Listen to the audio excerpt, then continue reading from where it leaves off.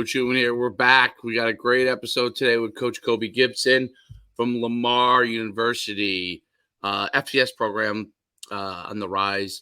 He's the assistant head coach there. Coach has been, obviously, as a lot of college coaches have been, some different places. He was high school-wise, he was at Bishop Gorman for a while, where he coached a ton of Division I kids. Really moved up in the ranks and has really grown as a coach. And he's the assistant head coach there at Lamar. Really starting to build the foundation there. And he's been at East Baptist University. He's been at East Tennessee Baptist. He's really been in a lot of places. East Texas Baptist, I said Tennessee, East Texas Baptist University. He's been at Grace Community. So coach is really, and he's coached a lot of different positions as well. And I think, that's the fortitude and perseverance you need in coaching to really fight through it in college coaching. And now he's the assistant head coach, really a fast rising coach within the industry. Let's bring on Coach Coby Gipson. Coach, what's going on? All right, good morning, guys. Appreciate you having me on. Appreciate you coming on, Coach. We know it's a busy season, so appreciate you taking the time. Absolutely. Nothing better to talk about than this great game of football and building relationships and what it can do in a young man's life. Absolutely. Yeah, and that's that's been, I went through a lot of your Twitter and stuff, and that's a big theme with you from a coaching standpoint. I touched a little bit on your background. If you could go a little bit more in depth on your coaching background, your journey, and then we'll roll. Sure. Really, my first full-time coaching job was at Grace Community, and I'd met a guy there named Mike Maddox that had just started the program there. So that was a startup program, and that will continue a trend throughout my career of programs that I've been to. I've either been in a situation where you needed to put a foundation down, or you needed to tear down what was already built on a foundation and rebuild. That's what I've really enjoyed doing throughout my career so far. So Grace Community, I was there for 6 years. I was the offensive coordinator there. Really moved across town to the crosstown rival, Bishop Gorman after that, where I was the head coach for 5 years and gained some really, really valuable experience there, and two really great communities. And at that time, I could probably still be there doing that and really enjoying that. But I just had a really burning drive to be a college football coach. And my wife and I, we sat down probably a couple of years, 2 or 3 years before I went to Howard Payne. And we're just like, if this is an opportunity that needs to present itself, we would really enjoy that. And if not, we're just going to be where our feet are and continue plugging along. And Braxton Harris called me when he got the job at Howard Payne, and he's now the head coach at Campbell University, and asked me to come be his offensive coordinator, assistant head coach. And what a move that was, and very positive there. And then moved on to my first recruiting coordinator job at East Texas Baptist, and really learned a lot there. And I've been able to work for some really, really good head coaches that have really invested in me as a young coach, and even as a middle-aged coach, I guess. So for me, that was a great beginning to my college football career at those two spots. And then I've been at Lamar since 2020, and seen a lot here, learned a lot here, grown a lot here, had some great experiences here, built some really good relationships. And now I'm the receivers coach, I'm the recruiting coordinator, and I'm the assistant head coach. So we've really enjoyed our time in Beaumont, Texas. Yeah, and Beaumont, Texas is East Texas, correct? Yep, Southeast Texas. Right, exactly. And the head coach there is that Pete Rosamondo? It is Pete Rosamondo. He came. This will be his second season coming up. Okay, yeah. So he I think he's an East Coast guy, Northeast guy originally, right? He was. I can't remember where he was head coach before. I want to say it was somewhere in the Northeast. Yeah, he's actually from Long Island, New York, and he's New Haven guy, maybe New Haven. He was at Albany. Oh, okay, Yep. Albany. Yep, and I think University of New Haven before that. Yep. Okay, now, Right. Yep. And was it Rutgers maybe for a while, or He was at Rutgers and coached there, and then I believe he was at Central Connecticut State, where he really turned that program around. Yeah, yes, that's right. He was in the Northeast Conference at Central Connecticut State. That's right, and he probably brought. That's probably how he got Will Fleming over there too to Lamar from because I think he was at Rhode Island or something like that for a while. Yes. Yeah. So that's really interesting. So East Texas, which is just for people to be familiar on the podcast, East Texas is Southeast Texas, Southeast Texas. Southeast, yep. Yeah, Southeast Texas is on his way towards Louisiana, right? On the way towards like Shreveport um uh and so the difference in where everything is, like where people are familiar from a Texas standpoint, um you know, that the old famed Tyler, Texas is East Texas and from a high school standpoint, but there's lots and lots of space in between. So talk about what the Texas football landscape is like, because it was just a question I had the other day, wow, there's a lot of great football players in Texas. Yes. And there's a lot of schools for them to play in Texas. And the answer is yes, there is a lot of places for them to be able to go. Talk about the landscape of Texas college football. As far as Texas college football and where we are, like you talked about being really close to the Louisiana border in East Texas. I saw a graphic the other day in Dave Campbell's Texas Football Magazine where 332 FBS players came out of the state of Texas, and that was number one in the country. And they're really the hotbed spots of being Dallas, Houston, East Texas, on into Central Texas, Austin, San Antonio. And so we are in a really great spot because there is not a long drive to get to a lot of really good players. And so for us, it's a great recruiting ground. We can be a regional recruiting school, maximize our resources, and really play in a regional conference, which we really like, where families can be with us every Saturday. There's not really a long drive. There's not really a 2-day trip for a conference game. And so in the Southland Conference where we are, we feel like it's a great regional Division I conference with great matchups every Saturday. And we're right in a recruiting hotbed where these coaches are coaching these kids really well. They're really developing their players 12 months a year, essentially. And so football is really important here. And for some kids in the area that I recruit, specifically East Texas, football is what has allowed them to get a high school diploma.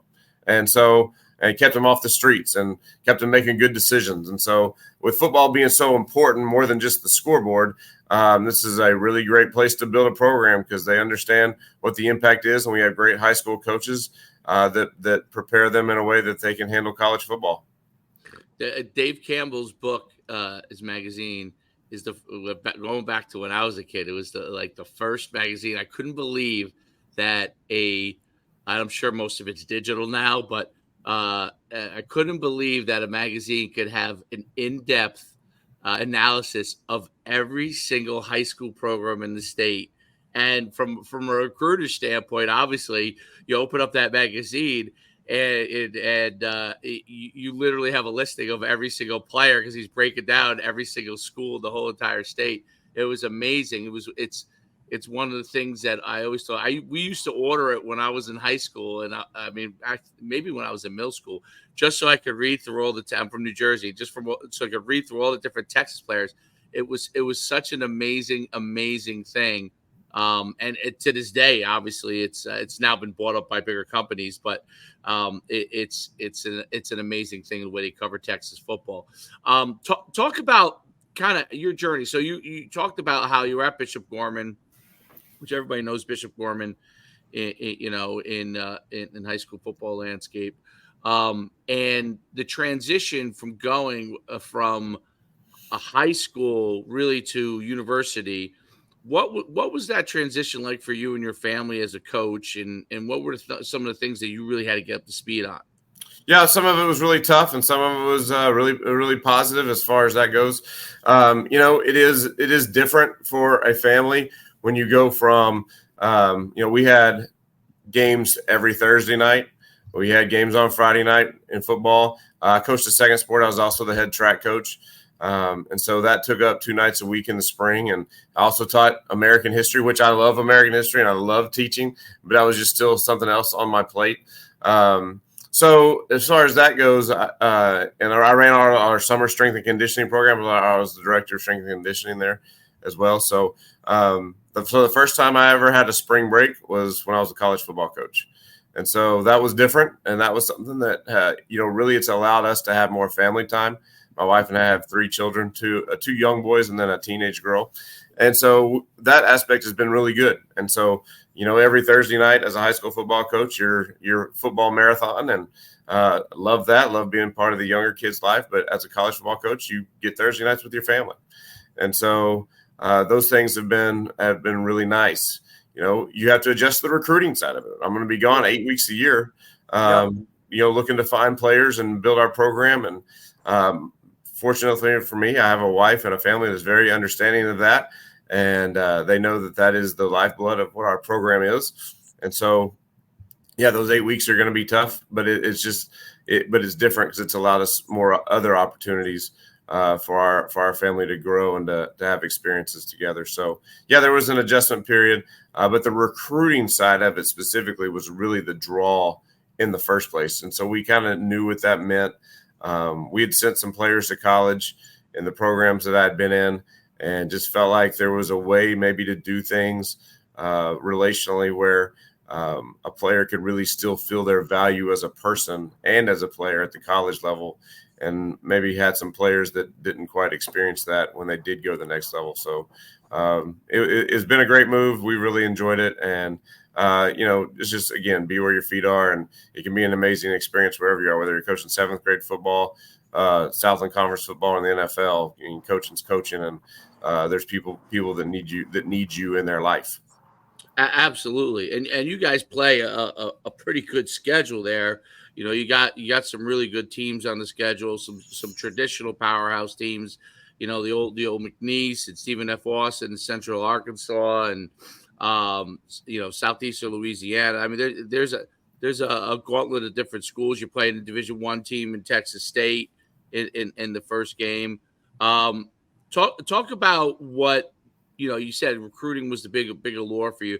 Talk about what gets you so excited and what you enjoy most about recruiting, because you always hear in coaches, there are coaches that love recruiting and there are coaches that want to coach the kids like that as their only thing. And there are guys that love both, right? Talk about what it is for you.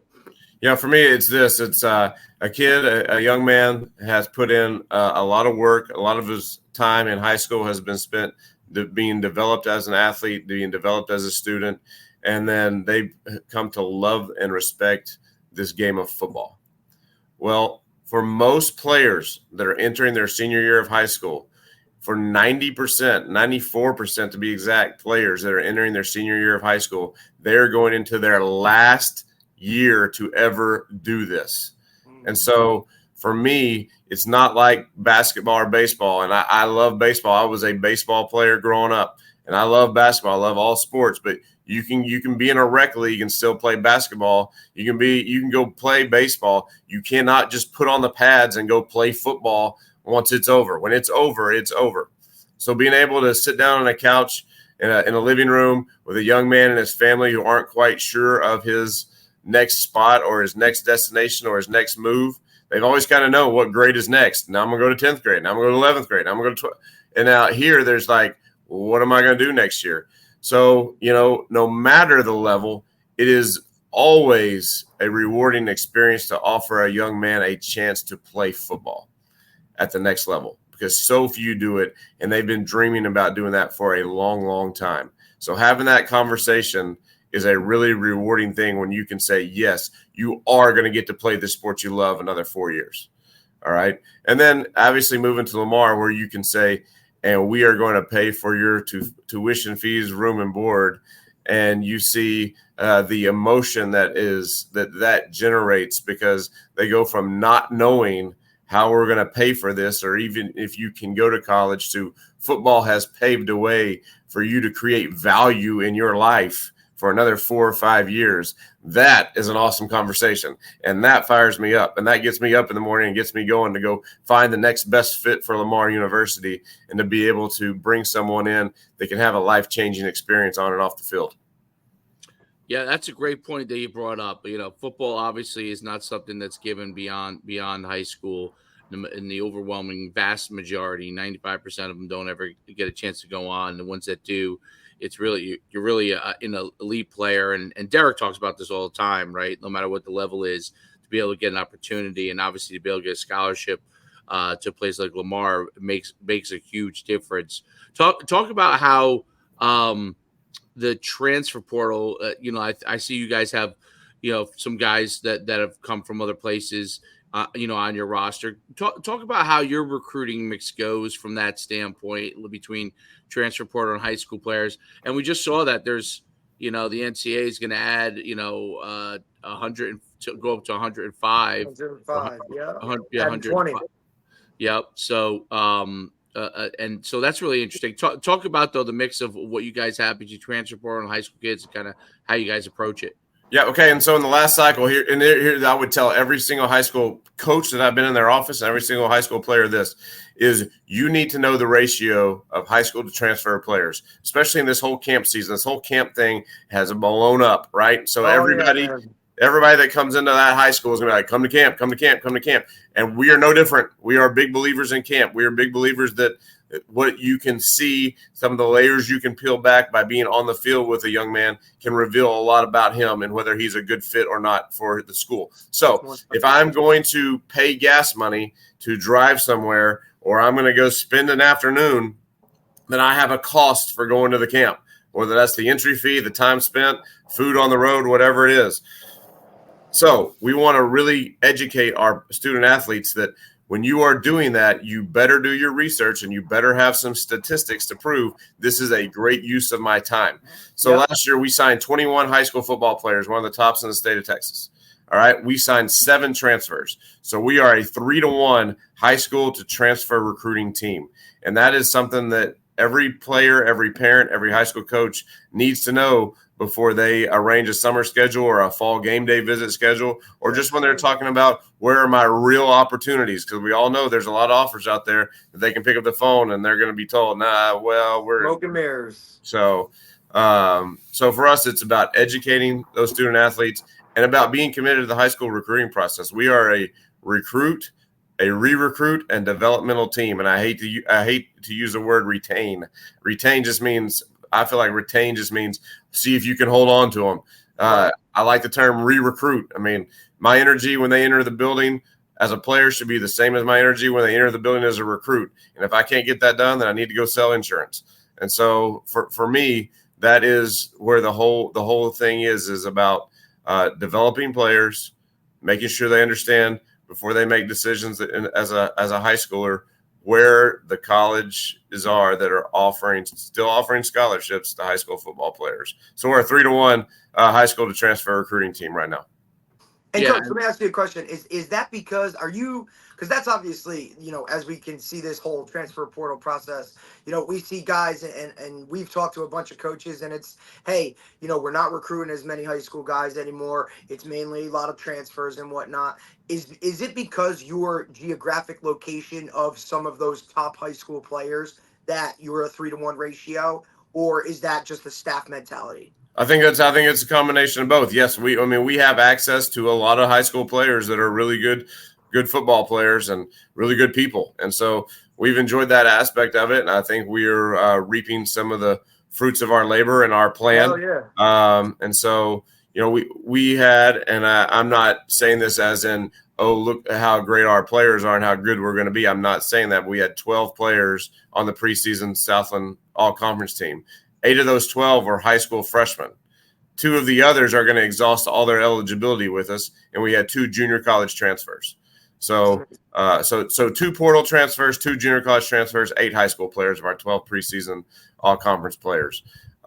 So I think there's a lot of fruit out there in high school recruiting. I think the portal can be really good. I don't see the portal as negative. I see the portal as being able to give a fresh start to someone who needs it. Maybe they don't fit the scheme of a new coach. Yep. Maybe a family dynamic has changed. They need to get closer to home.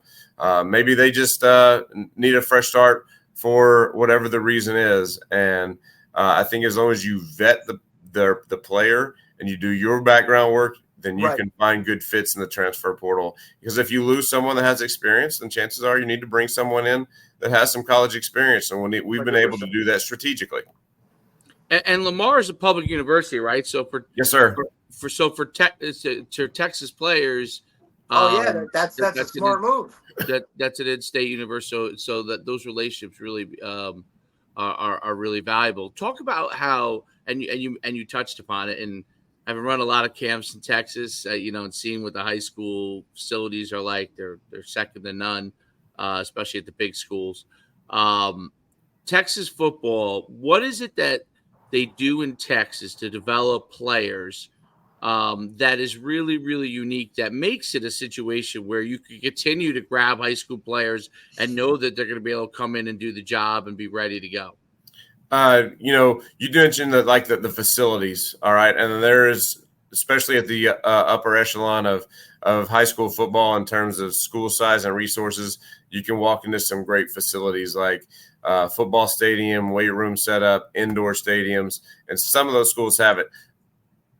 In actuality, the percentage of those that have those that you see pictures of on Twitter, when you take into consideration all the schools in Texas, it's probably a pretty low percentage still. Really high compared to other states, but still pretty low. But what Texas has done that is really, really good is, to me, they have taken care of coaches, which allows coaches to coach high school football at a full-time level, be there in the hallways with their players every day, and then they've given them the athletic period. And so with the athletic block they have at school, they have an hour to an hour and a half daily all year long to invest in the physical development of these student athletes. And most of the coaches I know in Texas have really done a great job of promoting multi-sport athletes with a foundation of strength and conditioning development in the athletic block.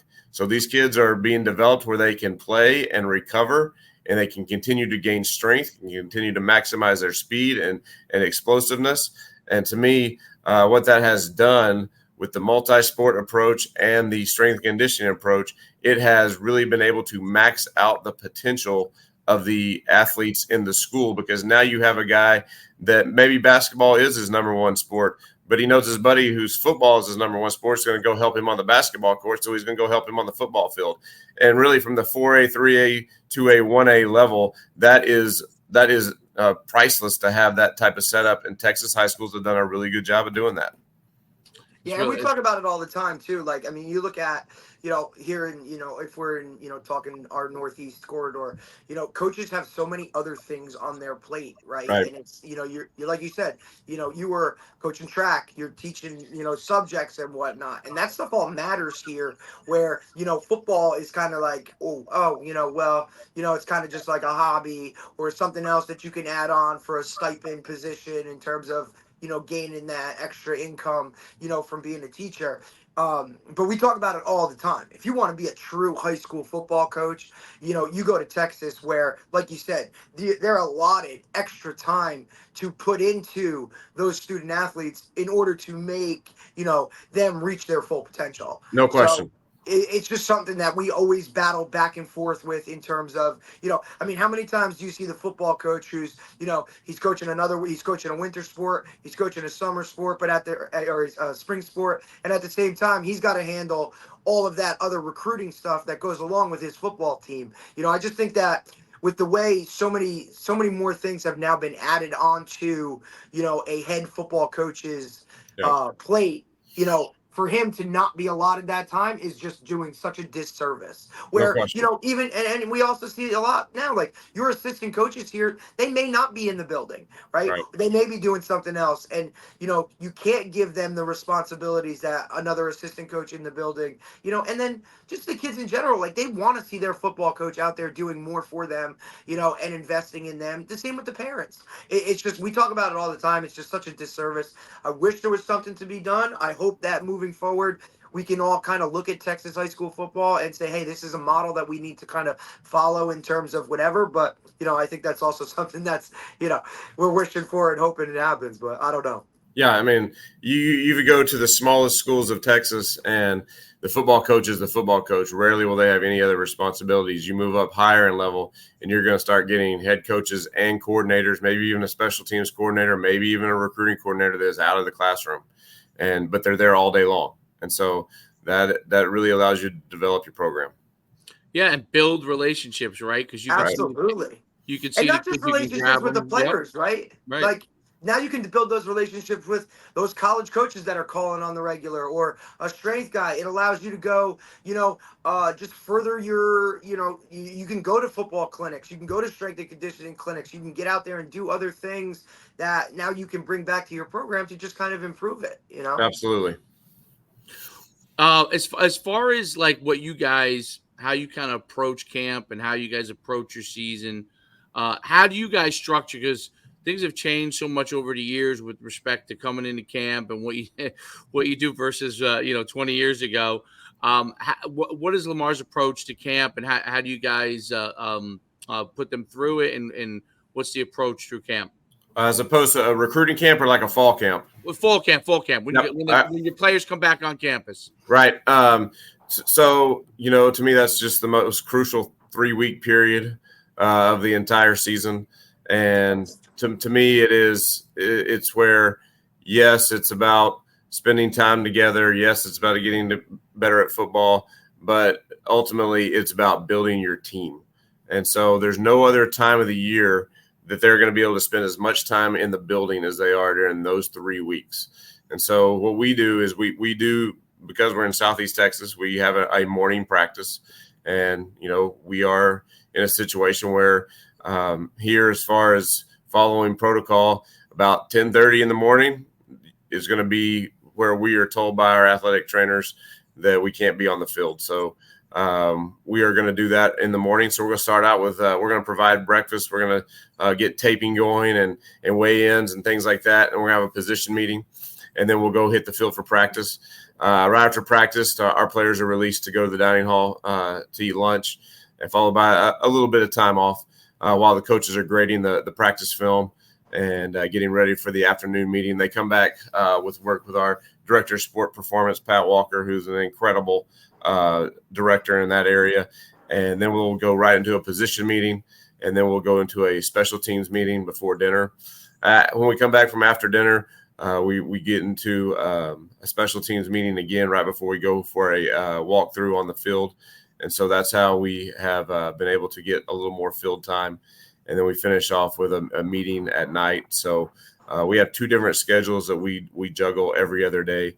But all those factors that I mentioned will be in that period. So we're on the field probably 7:30 in the morning and 8:30 at night to try to take care of our players and give them a chance to recover. And so during the course of the day, we'll have 3 different position meetings, a team meeting, a special teams meeting. And then one of those nights, the night we don't go on the field, we'll have some team building, some team camaraderie, introduction of the freshmen. Competitions among position groups, things of that nature. Yeah, I think that's a big shift, obviously, that's happened in the last decade, which is really much more in meetings time than on the field. Yeah, a lot more mental preparation. And how does that? How have you had to adapt? So, I mean, how do you get players? And obviously, you guys do a walkthrough at night, and right before they're probably going to do the install of whatever the next day, right? But how do you go and get them to retain things when you don't have as much on the field time? And how do you get them to really kind of get focused on that? Is technology a big part of that? Talk to me more about that. Yeah, technology is not obviously a big part of that, because they can bring up practice on their phone. They can bring up drills that we've done. We are very fortunate to where we can get all of our individual drills filmed, and we can point out this was a good drill, awesome. This was not a good drill. And so we will watch that in the meeting room, but we'll send it to them as well. I'm in a situation where I would be remiss if I didn't mention the fact that I have an incredible assistant receivers coach, typically known as a graduate assistant. But I don't like referring to him as a GA. I like referring to him as my assistant, because he's really sharp and really strong in the area that you're talking about. So one of his jobs every day is to make a cut up of this is what went well. This is what did not go so well. This is what we need to improve on tomorrow. And so I preparing him for his first full-time job, I like to give him a piece of the meeting, and that's his piece of the meeting, is to hit the good, the bad, and the ugly. And so everybody sees, yes, this is what we want. This is what we don't want. This is how we can improve. So to me, that's really important to be very. You can't just.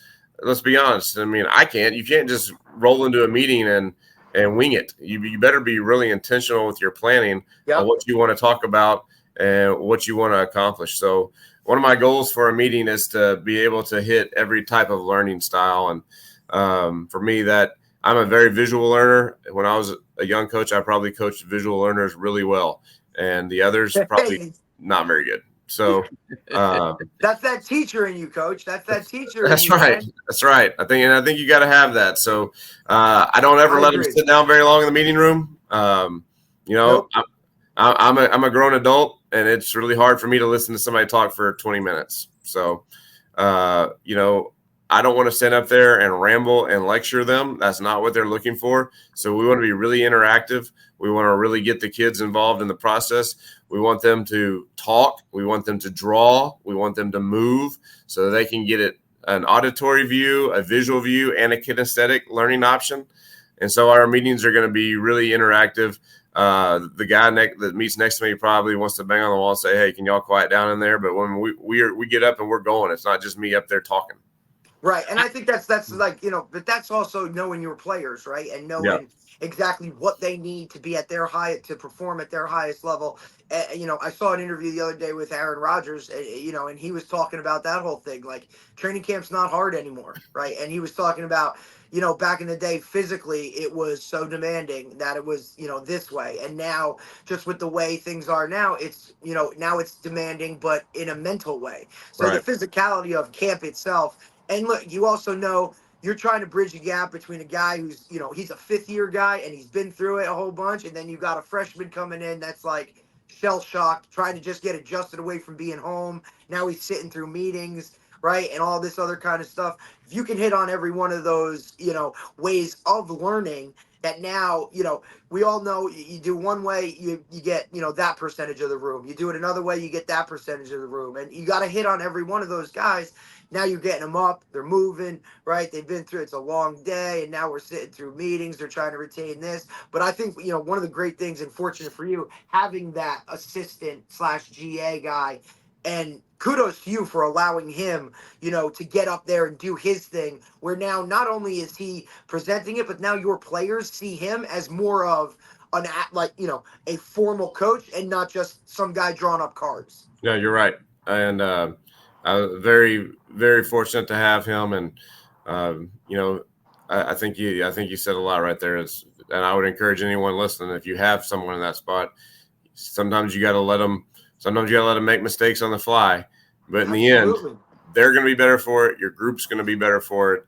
And, that's part of this job too, is it's not just about developing players. It's about developing coaches. We need to keep this thing going in the right direction for a long, long time, because there's nothing like this game of football. But some of that is on us that have been coaching for a while to be able to develop and bring those guys along so we can keep this game going.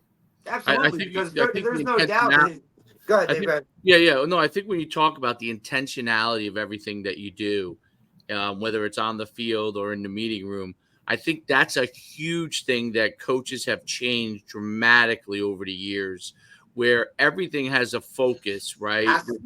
There's not a generality to your practice. There's not a generality to what you do. And where one of the things that athletes who maybe listen to this and parents maybe listen to it, now in Texas, obviously you have a lot of great coaching, but throughout the country, there's a lot of great coaches, but there are things that are very different in the fact that there's different levels, right? High school is different level than college.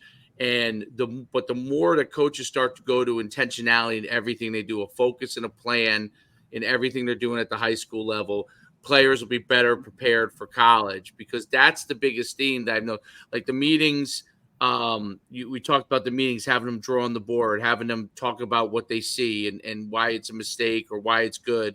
And that engagement makes a huge difference, because this is who the kids are now. That's what they look for, is engagement. That's what's on their phone. That's what's what they're doing when they go play video games. That's how you have to teach them if you're in the classroom, because engagement is the big thing that keeps them drawn in. And I think that's a huge thing that's changed over the years with coaches and relating to players is that intentionality, because it keeps it focused and it keeps it lively, and it keeps guys like, because that is the hardest thing about college football, and the hardest thing about transitioning from being a really good high school player, they got a scholarship to go to college, to becoming a great player in college, is the ability to leverage the physical part of it, the demands on that, and the mental part of it, and to be able to stay engaged, because and the coaches that help the players along figuring that part out on their road really get the most out of the players. That's what I've seen. Like, you go back and you see like old videos of Nick Saban, right, when he's running around, when he's with the DBs, how engaged he is. Right. This is the head coach, right? Legendary, not just legendary, arguably the greatest college football coach of all time. So, but engaged with them, holding them accountable. And that's a word that gets thrown around a lot, but like the intention, I love that word. Intentionality holds them accountable, because they have to know the things that they have to know, and they're engaged to do so. Talk about how important that is in everything you do. Yeah, I mean, for me, it is about having great clarity. And, for me, if I was hiring coaches and ranking coaches or whatever, I try to determine someone's strength. And so to me, like, clarity, competency, and connection, those are 3 ways that you can rate yourself as a coach. And, for me, I believe through the years I've been able to evolve into having really good clarity with my players. And so they know the expectations, they know the standards, and they know exactly what is supposed to happen on the field. And, we've tried to build the room like that. And I think that's one thing that Pete Rosamondo does an incredible job of in this program is the standard is a standard. The standard is that every day. And if you don't meet the standard, then there's a consequence for not meeting the standard. And we're going to have great communication and what that is and what that looks like. And so one of the ways that we try to be really intentional and bridge that gap between those 5-year players and the first-year players is my assistant and I are going to grab a freshman, maybe 2, after each practice of fall camp, and we're going to keep them for 3 minutes. I mean, nothing long, nothing, but we're going to pour into them one-on-one. Get them a ball catching drill, get them a stance and start drill, get them an angle blocking drill. If they're something they're struggling with, so they know, hey, that coach took time. He was intentional with me to help me get better. And now I have a great clarity of what that expectation is for the next practice. And then sometimes I will dismiss my veteran guys at the night meeting and just keep my freshmen around for 10 minutes and say, how are you doing? How is this transition going for you? Is there anything you want to talk about? Is there anything that's tough for you? Is there something going on back at home that is causing you to have a distraction? And so I think being able to do that has really paid dividends through the years. And yes, we want to be very competent in our jobs. We want to have great connection with our players, but we want them to have great clarity in what the mission is. Right. And I think, Coach, ultimately, and you kind of set that from the jump, right? Like in recruiting itself, hey, if you come to this program, this is what's going to be expected of you. And, if not, we need to have a conversation, right? And then once you get them in the building, hey, you continue to develop that clarity with them and the open communication, because this is, these are the players, and this is what we're dealing with now. We're dealing with kids who have been communicated with from the jump through a screen, right? And, that's just how they communicate. And we need to kind of open that up a little bit, sit them down, have those conversations with them. And like you said, I just feel like this new level of, player that's coming out now, these are guys that have been talked to. They've had those extra conversations. They've asked why questions. They're not just hey, coach told me to do this, I'm going to go do it just because, right? Right. They're very much more aware of everything else that's going around them. And that's why I love that you brought up the clarity aspect of it too, because, we're in a why generation. These guys ask why for everything. And if you don't have the right answer, they're sure as hell going to go right to their phone and find the right answer. And now who looks dumb? You know what I mean? Or who looks like they're incompetent. So you really, like you said, you got to have your T's crossed, your I's dotted. to really kind of focus on, more of just them as a player, the off the field stuff that I really think brings them in. And I think that's what ultimately develops a relationship where they can thrive. I agree 100%. As much as I get frustrated with players sometimes because they don't run a comeback the right way on the first try, I know what they do on the first try. They see right through your heart the first time they talk to you. They know whether you're authentic or whether you are fake. They know whether you are promoting them and developing them or using them. They know, and you can't escape it. Yep, and look, and that's from college all the way down. You know No what question. I mean? I mean, you can just those guys know. When you're quote unquote like, hey, this guy is, he's full of shit. Like he's got no clue what's going on, right? Absolutely. Or, that's why you can't, like you said, like you got to understand going into those meetings or going into you better be on point because they're gonna see right through you, whether you understand it, whether you don't. And those days of, pointing fingers and all that other kind of stuff in terms of like, oh, hey, he didn't know, or this guy didn't know, or that's what my coach taught me. And you better be on point because they know. They know. How do you communicate? So the depth chart, which is always, a difficult thing, right, with players. And sometimes you have guys that are really close and at receiver, you're using more guys, but still you might have guys that are pretty close and one guy's ahead of another. How do you explain to them like how to depth chart, especially obviously with transferring and those kind of things, which when kids gets frustrated, how do you communicate to them the depth chart and what it takes to be number one on the depth chart, where they stand, those kind of things? Yep. I think number one, that you have to be willing to have hard conversations. And so, one of the things I express to my players is if I'm going to tell you that I love you, then that means I'm going to tell you the truth. And sometimes the truth isn't always what you want to hear, but it's what you might need to hear. And you need to know what I believe and what I think and why. And if you disagree with me, that's fine. We can have a conversation about it. But you're going to know what I see and why I see it that way. And I'm going to have statistics to back that up and video to back that up and be able for you to understand why I see it that way. So our depth chart is posted every day without fail. And, to kind of a rule of thumb that I've used throughout my career is if someone changes on the depth chart, they don't need to find out about it in the meeting room. They need to find out about it in your office, going up or down. And, if they went up the depth chart, bring them in and say, hey, you've been doing a really good job catching the ball. You've been really precise on your routes. You've blocked really hard and been really effective in the run game. So you're going to get a chance to go run with the twos today. And if somebody's going down, hey, out of your 5 contested catch opportunities yesterday, 4 of them ended up on the ground. And I'd like to see you make more contested catches. It's not because I don't like you. I love you. But at the same time, this is a production business, and we need to make sure that you understand this is not personal, but this is a reflection of what you've put on the field. And you're going to have another opportunity to make the most of it. But this is the why of why you're going to go with the 3s today and not the 2s. Right. That's a great point. So you'll bring them in beforehand and just let them know, which I think is really right. Really good. That's you another thing that when you showed that up changed in the a lot too. That's another thing that changed a lot, which is great. Which is really great.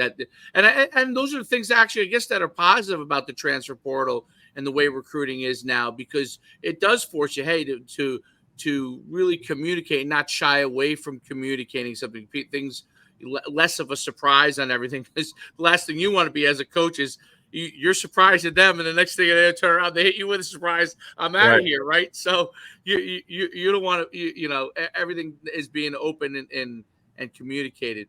In just shifted a little bit gears. One of the last questions I had was in recruiting. Like, what? Because you guys are at the first of all, is Lamar going to continue to? Because they've really grown the program in the last few years. Is it going to continue to go? Could it go to FBS? Is that something that's in the works, or Southland kind of where they're kind of staying home for now? I believe that the Southland Conference is our home, and I believe that FCS football is a great niche for us. There's been, talks of that outside this building, but I think we're in a really great spot, and I think we're really happy where we are. Well, I think everybody looks at that as like, hey, that's everybody's goal is to well, get because to Texas FBS. State and UTSA, And I get it, but why not? But for them, for Lamar, why not just be the best FCS program in the state of Texas? Like, why not just go dominate that? Go win the Southland Conference every year. You know, play your one FBS game, or make the Sam Houston game something like a little bigger than it is, or whatever. Because look, we've seen a lot of upsets come, and now but I do see now that the trend is a lot of these teams. You see your James Madison's going up, your Delaware's going up, right? All these teams going up to FBS, but for me, if you can be a dominant FCS program, you're going to. I mean, we both know some of these FCS programs. Some of the players on these rosters, it's FBS guys, right? The level of football, just because it says FCS, is no different. So, I love the fact that, within that building, you guys have a common goal and a focus on, hey, this is where we are, boots on the ground, and let's rock with that. I think that's great mentality. Yep. Well, let's go. We're going to go win the Southland Conference and make a run in the playoffs. Let's go. What type of player do you guys look for? What is like the and obviously every position is different, but what is really what kind of player is a great fit for Lamar? For me is this. Lamar produces 75% of the American military's auto fuel. All right. Interesting. 50% of the commercial airline fuel is produced right here in Beaumont, Texas. ExxonMobil, the third largest oil refinery in the world, is right next to our football stadium. This is a place where hurricanes have hit, and the people have stared down these hurricanes and risen up from some pretty bad stuff. And so we want our football players to mimic this community as being, this is a blue collar, hardworking, high character, no flinch in adversity community. And so Beaumont has really been good to us. As far as my family loves it here because of the people that are here. And so with our football program, we want to find great people. And, I will tell you this, and this is part of my recruiting talk with players. This is not a party school. Can you find a party if you want to? Sure. All right. You can at any college campus. But are there going to be nightclubs and bars all around Beaumont, Texas for college kids? There's not. So if that's what your big deal about, if you want to go be a part of fraternity row and go to bars every night, it's probably not your place. But if you want to come work hard every day, get a great education that is going to serve you well for the rest of your life and play a big time brand of Division I college football, this is a good fit for you. All right. So we are a good fit for people who love football and love to work and want to come get a college degree. We are not a great fit for people who are looking for the next college town with the next party. That makes a ton of sense. And your recruiting base beyond Texas, Louisiana, I'm sure is part of the recruiting base beyond Texas. Well, how far do you guys really reach? I mean, obviously you can all recruit nationally now, and you do sure. To an extent. I looked at your roster, you do. But where is like the major hub for you guys? I would say that starts with the Golden Triangle being right here locally. We have a number of local players on our team in a really rich area of football. Then, to me, we get to Houston really well. We get to East Texas really well. And then probably second would be the Dallas area and into Louisiana. We're trying to stretch to Austin and San Antonio because there's some really good football players there.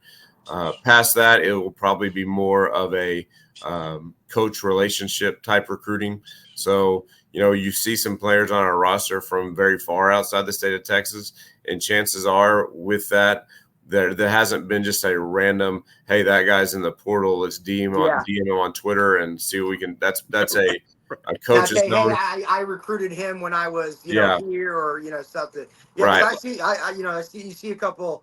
There's a couple Jersey guys for, a couple Boston, from Boston College and whatnot. And then to see, I'm sure your ties back to, Gorman and whatnot have helped in certain ways grab a guy here or two and whatnot. So no question. I mean, it's like that's what goes back to why relationships are important with high school coaches. When a kid's not happy and looking in the portal, who's the first person they're going to call? Their high school coach. Well, Pete Rosamondo may have been in that high school coach's office 7 years ago, recruiting as the offensive line coach at Rutgers.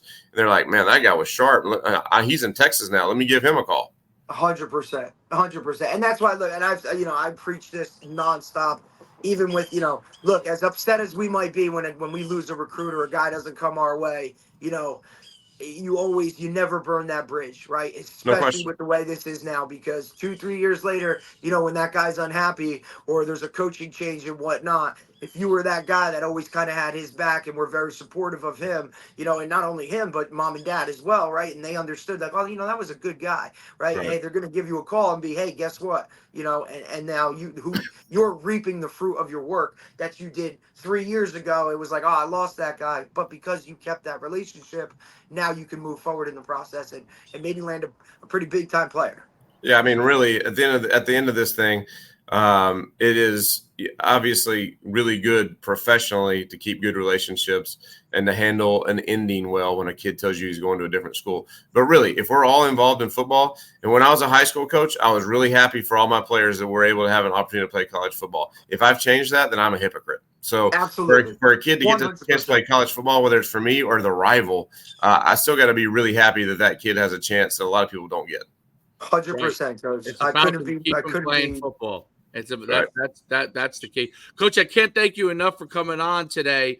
Thank you. It's fun. I'm looking forward to following you guys in the season. Appreciate it, Coach. You got a fantastic staff there, and so it's only going to continue to really rise and rise and rise. So I'm looking forward to seeing you guys compete for that Southland Championship. Thanks so much for coming on, Coach. Very excited. Thank you very much. Appreciate you guys. Coach. Appreciate you. Have a great day, what you do with the game of football. All right. All right, that was great. It's great for us to get guys too, as we get guys around the country to get on and talk more football outside of the Northeast and Florida and the Southeast, which we've talked a lot about. But Texas's football tradition is just second to none. So it's really incredible. But well, I love that you got to touch on that aspect of it. Because how many years we're constantly talking about. Everybody wants to talk about how do we get better at football? How do you get better at football? How do you get better at football? Well, you get better when you invest in the guys that run the football programs and your coaches. And when we have coaches that are leaving this profession because, they just can't handle the amount of workload, right? And now you're talking to Texas high school football coaches that literally that is their job. That's all they do. They're not wearing 50 million hats, coaching 50 million sports, while trying to juggle recruiting and doing all this other stuff. Like, no, the focal point is we are going to invest in this high school football coach and allow him to do what he does and only that. And you're seeing the fruits of their labor with, the level of high school football in Texas. Absolutely. And that's the truth. They invest in football. All right, well, let's jump off. And I think tomorrow we have one, maybe two. So I'll let you know. We definitely have the Harvard coach on, former Harvard head coach, Tim Murphy, coming on, legend. So we'll talk about that. But yeah, we'll enjoy Florida, and I'll talk to you soon.